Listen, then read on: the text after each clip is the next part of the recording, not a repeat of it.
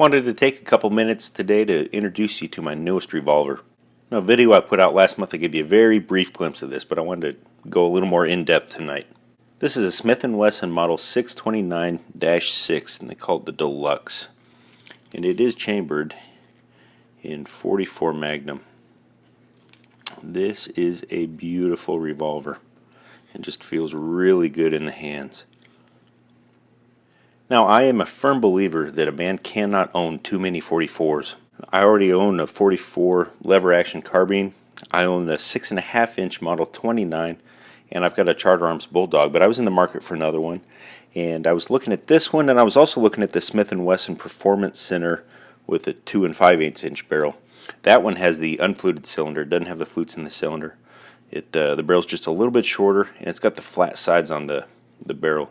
And it's a beautiful gun as well, but as I got to looking, this one is about $150 cheaper, and I think they're about the same weight. Now, I'd also considered the Model 69, Smith & Wesson Model 69, which is an L frame. This is an N frame, Smith & Wesson. The 69 is an L frame, which, let me grab my Taurus here. This is a Taurus 7-shot 357 Magnum. And it's about the size of a Smith & Wesson L frame.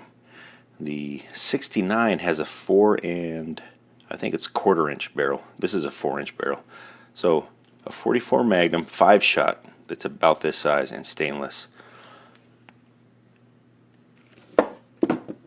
And as I was debating that, I noticed that Smith & Wesson was now coming out with a 2 3/4 inch Model 69. And so then I was really debating the Performance Center, the Deluxe, which I have here, the 4 1/4 inch 69, the 2 3/4 inch 69. So many great .44 revolvers out there, and it's hard to choose which one I really need. And so what I've done is I've decided I'm not going to choose which one I need. Now, I probably won't get the Performance Center. I got this 3-inch barrel Deluxe, and I'm very happy with it. Now, as far as the Model 69, I'm kind of excited to see the reviews that come out on that.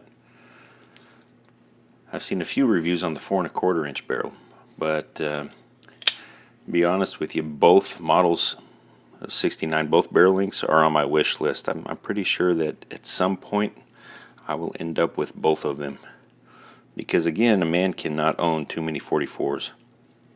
But for now, this is the newest one, and I'm extremely happy with it. Now, you might wonder, with the .44s I already own, why would I get another one? Well, not only should everyone own a .44, but everyone that owns a .44 needs a Snubby .44. Now, as you take a look at my 6.5 inch barrel, my dirty hairy gun, these are really just about the same gun, except that this is blued and has a longer barrel. A couple other minor differences, and we'll talk about that. But you saw my nice big leather holster here. I've carried this out in the woods. I've carried it while hunting. And this is still probably my favorite revolver that I own. But this is going to be better suited for times like when I'm riding an ATV. I put that in like a chest rig. I picked up this Santis thumb brake holster for it. And I've already used this as a CCW gun. I've carried this around town a couple of times, which a couple of you probably think is kind of crazy. But as long as you have a good belt and a good holster, carrying a gun that's a bit heavier and a bit larger is not that bad. Just to show you weight here.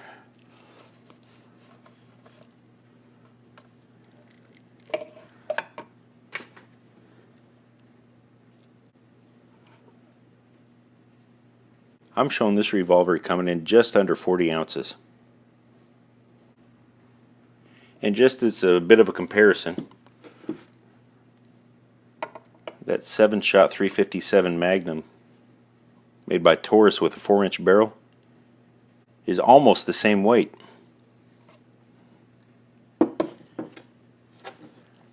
The 6.5 inch Model 29 is a half a pound more. And to go the other direction, my normal concealed carry firearm is this Charter Arms Bulldog, and empty, it's at about 19.5 ounces. But again, with the right belt and a good holster, The weight of the gun makes a bit of difference, but not as much as some people assume. And it is a bit thicker too, as you can see. The 629 is a 6-shot. The Charter Arms is a 5-shot.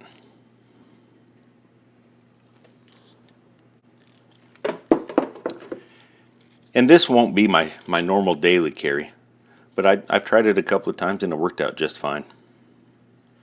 Now, a couple differences between the Model 29 and the Model 629 that I have here.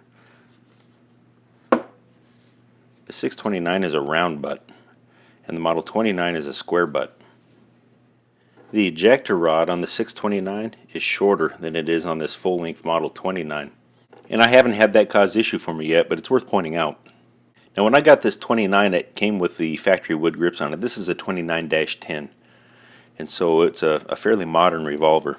And the wood grips that were on there were beautiful, but they hurt my hands when I shot a full 44 Magnum, and so I put these Hogue mono grips on them, which fit my hand like a glove. And so I was curious with the wood grips that came on this one. I mean, they're beautiful, but I was curious how they would work out. And so far, they fit my hand well, and I like them. But I do have one big complaint, and that's this part right up here. See if I can get a little closer. It's got a pretty sharp edge to it, and shooting 44 special is not bad, but when you've got a full 44 Magnum load in there, and that thing recoils back, that sharp edge starts to bite into the web of my hand, and it is not comfortable. And so I'm either going to have to get new grips for this, or I might have to work down the edge of that, which I'm not opposed to doing. I'm not scared of doing a little bit of woodwork, but I'm still undecided on what I'm going to do with that. If any of you have recommendations on grips for a round butt Smith & Wesson end frame that would do this revolver justice, I would love to hear it.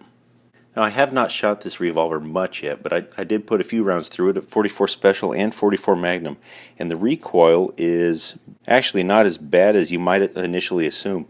It's a heavy revolver, and even though it's got a short barrel, that weight makes the recoil manageable. I think in my mind, every time I grab this, I'm still thinking of this. It doesn't quite weigh 20 ounces. And even with the 44 Special, this is manageable, but you can really feel it. In this gun, those 44 Special, it's almost as if that's what this was made for. It's almost like it's a 44 Special that has Magnum capability when you want it. But because it's a Snubby, my brain still has I think a little bit of a flinch factor, especially with that first round, and because of that grip bite. So that first round, I still find myself anticipating the recoil a little more than I need to be. I need to get into the range more and train my brain to handle that first shot better. It does have the same sights, that front blade, as well as the back adjustable sight as this Model 29. And it has an outstanding trigger. Again, I don't have a trigger scale. Both the single and the double action are exactly what you would expect from a good Smith revolver. I'm hoping the trigger gets even a little better over time, because the Model 29 that I have, the trigger's even better, but I think that's just because I've pulled the trigger on this a lot more and worn it in. So out of the box, this one has a good trigger, but I'm expecting after a few trips to the range, it's going to be an even better trigger. Hope you enjoyed the glimpse of the new revolver. I appreciate you watching, and God bless.